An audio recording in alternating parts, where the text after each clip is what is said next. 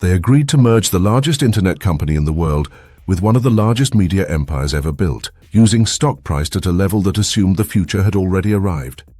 The deal made perfect sense on paper. One company owned the audience, the other owned the content.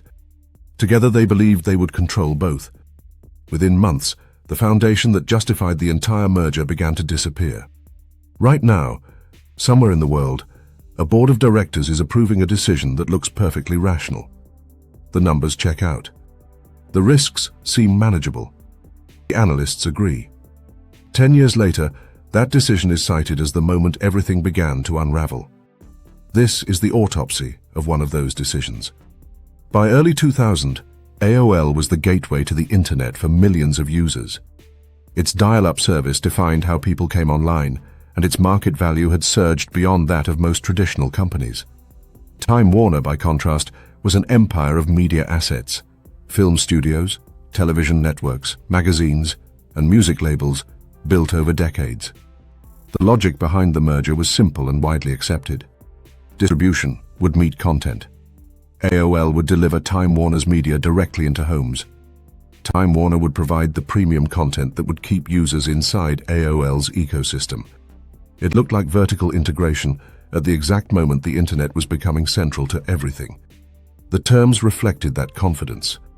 AOL used its inflated stock as currency, effectively purchasing Time Warner at a valuation that assumed its dominance would continue indefinitely. The combined company would be valued at over $160 billion, making it the largest merger in corporate history at the time. What leadership did not fully account for was how fragile that valuation actually was. AOL's growth had been built on dial-up access, a model already under pressure. Broadband was emerging, faster and more reliable, and it reduced the need for the very service that made AOL indispensable. At the same time, the advertising market that supported many internet companies began to collapse as the dot-com bubble unraveled. The assumptions embedded in the merger started to break almost immediately. The audience AOL controlled was shrinking in relevance. The distribution advantage they believed they owned was being replaced by open internet access. And the stock that financed the deal lost much of its value, turning what looked like a strategic acquisition into an overpayment on a massive scale.